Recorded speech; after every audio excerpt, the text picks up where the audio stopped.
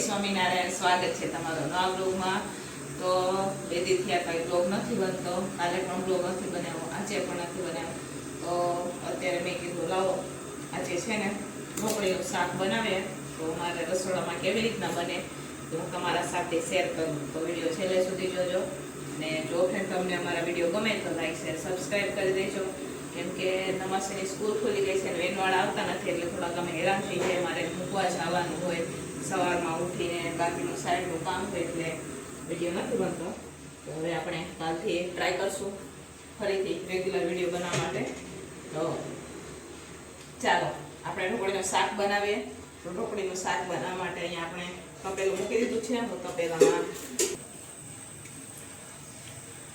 તો હવે આપણે એમાં તેલ નાખશું થોડુંક એટલું। તેલ ગરમ થાય એટલે આપણે એમાં અજમો નાખશું। તો અહીંયા હવે આપણું તેલ ગરમ થઈ ગયું છે, તો આપણે એમાં અજમો નાખશું। હવે આપણે એમાં હિંગ નાખશું ને હળદર નાખી ને પાણીનો વઘાર કરી લઈશું। થોડીક એટલે હળદર નાખશું, પછી આપણે પાણીનો વઘાર કરી લઈશું। અહીંયા આપણે પાણી નાખી દીધું છે। હવે મેં આ છે ને મરચું ને આદું ખાંડી લીધું છે, એ નાખશું આપણે। તમારે જેવું તીખું ખવાતું હોય ઘરમાં એવી રીતના નાખવાનું। તમે આ ટાઈમે આમાં લસણ પણ નાખી શકો, અને હું આમાં થોડીક છાશ નાખી રહી છું, થોડીક એટલે આપણે છાશ નાખશું એમાં। હવે આપણે એમાં કસ્તુરી મેથી નાખશું। લીલી મેથી હોય તો લીલી પણ નખાય, મારી પાસે નથી એટલે કસ્તુરી મેથી નાખીશ। હવે મીઠું નાખશું એમાં, અને આને ઉકળવા દઈશું આપણે। તો અહીંયા હવે આપણું પાણી ઉકળી ગયું છે, આપણે વેલણું લઈ લીધું, અને આ ચણા લોટ આપણે ચારીને લઈ લીધો છે।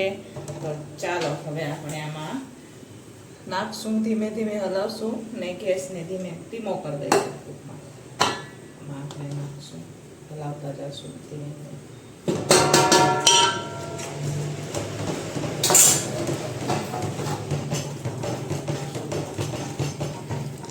ફટાફટ હલાવવાનું હોય, એક આમાં ગાંઠલા પડી જાય તો ઢોકળી તમારી ન સારી થાય, એટલે બહુ સ્પીડમાં હલાવવાનું હોય ને વ્યવસ્થિત હલાવવાનું હોય।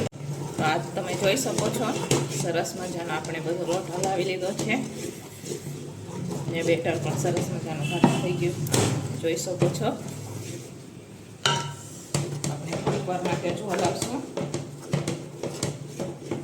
હવે આપણે આને 5 મિનિટ માટે હવે અહીંયા આપણે રોટલી થાળવા માટે આ લઈ લીધો છે કાચો લોટ, એમાં આપણે છે ને સરસ મજાનું તેલ લગાવી દઈશું, બરાબર, એટલે ચોટશે નહીં, કેમ કે અમે મોટું વાસણ લીધું છે મારે જાજી ઢોકળી બનાવવાની। તો અહીંયા 5 મિનિટ થઈ ગઈ છે, આપણે હવે આ બેટર છે ને કાઢી લઈશું આમાં।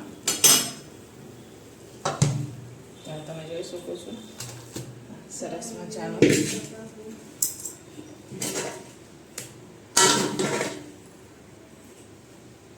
પેલા આપણે આનાથી પાથરી લઈશું, પછી હાથ વડે સરસ મજાનું એ કરી દઈશું, બરાબર।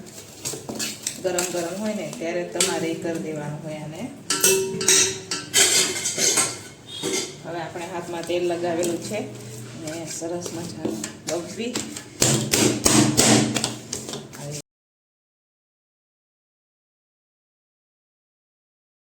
તો અહીંયા આપણું સરસ મજાનું બેટર ફરી ગયું છે, તો તમે જોઈ શકો છો। હવે આપણે કટિંગ કરી લઈશું સરસ મજાની આપણી એકદમ કાઠિયાવાડી ઢોકળી બનીને તૈયાર થઈ જશે। આવી રીતના તમે ચોરસમાં પણ કટિંગ કરી શકો, તમને જેવી ડિઝાઇન ગમે એવી ડિઝાઇન તમે કટિંગ કરી શકો। તો ચાલો આપણે કટિંગ કરી લઈએ પહેલાં।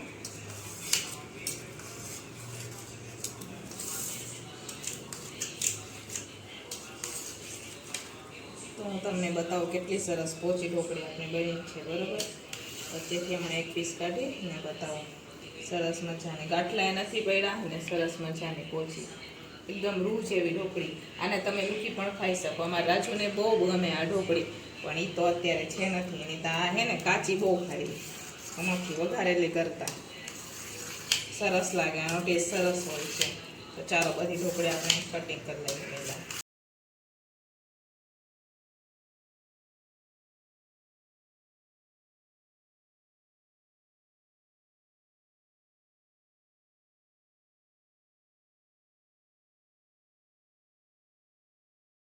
અહીંયા આપણે ઢોકળીનું શાક બનાવવા માટે તેલ ગરમ થવા માટે રાખી દીધું છે.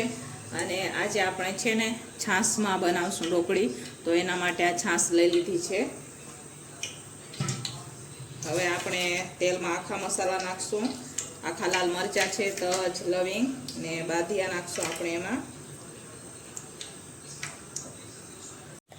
હવે આપણે મેથી નાખશું, સૂકી મેથી, રાઈ, જીરું, મીઠા લીમડાના પાન, હિંગ નાખશું, આદુ મરચાં,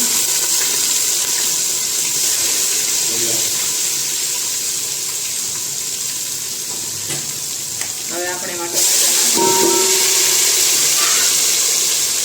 આપણે મસાલા કરશું. લાલ મરચું પાવડર, હળદર, ધાણા જીરું,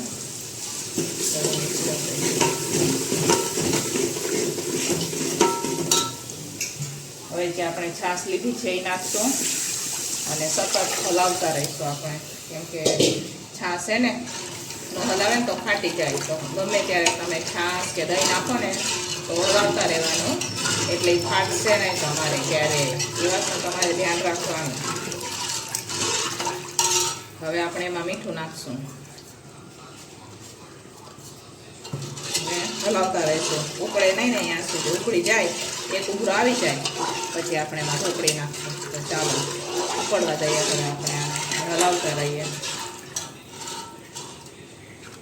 તો અહીંયા હવે સરસ મજાની આપણી ઢોકળી કટિંગ થઈ ગઈ છે. તો તમે જોઈ શકો છો, એક પણ તમને આમાં ગાંઠલો નથી જોવા મળતો. તમે જોઈ શકો છો સરસ મજાની ઢોકળી એકદમ પોચી રોજ એવી. તમે જોઈ શકો છો ઉભરો આવી ગયો છે. હવે આપણે એમાં કસ્તુરી મેથી નાખશું અને થોડોક એટલો ગરમ મસાલો નાખશું આપણે એમાં.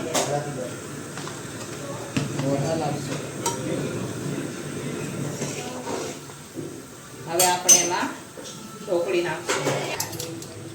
હવે આ થોડીક ઢોકળી છે એનો આપણે ચૂરો કરી નાખશું. ભૂકો એટલે રસો છે ને ઘાટો થાય એના માટે આપણે આ થોડોક ઢોકળી છે એને આમ હાથેથી મેશ કરી ભૂકો કરી અને પછી આપણે અંદર નાખી દઈશું. હવે આ ભૂકા આપણે આમાં નાખશું.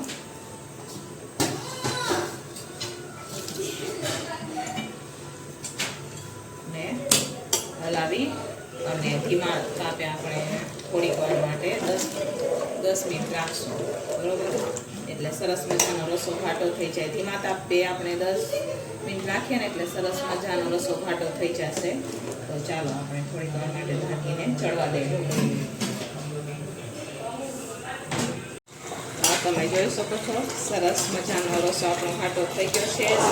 ઉકળી ગયું અને ઢોકળી પણ આપણે ચડી ગઈ છે. તો ગેસ ધીમો કરી દઈશું. તમે જોઈ લો ઢોકળી આપણે સરસ પાતળી હતી, અત્યારે હવે ઢોકળી ફૂલી ગઈ છે, યાની કે ચડી ગઈ સરસ મજાની છાશમાં. આ ઢોકળીના શાક સાથે છે ને રોટલા સરસ લાગે. ચારના હોય, બાજરીના હોય. બાજરીના રોટલા તો સરસ જ લાગે આની સાથે, અને રોટલી પણ સરસ લાગે. તો આ શાકને તમે રોટલા સાથે લઈ શકો છો.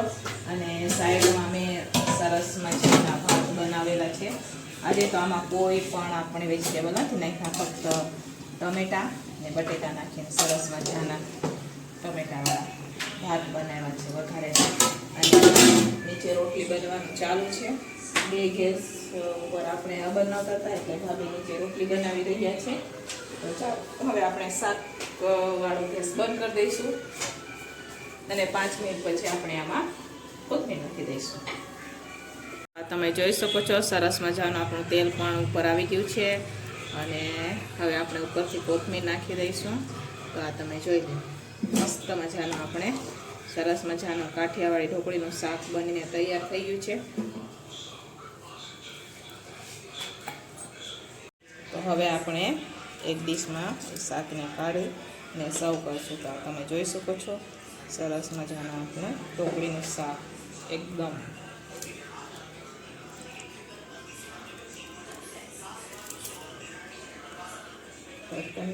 તમે જોઈ શકો છો સરસ મજાને આપણી ઢોકળીનું શાક બનીને તૈયાર થઈ ગયું છે. તો તમે પણ એકવાર મારી રીતના જરૂરથી બનાવજો. અને જો ફ્રેન્ડ તમને અમારા વિડીયો ગમે તો લાઈક શેર સબસ્ક્રાઈબ કરી દેજો.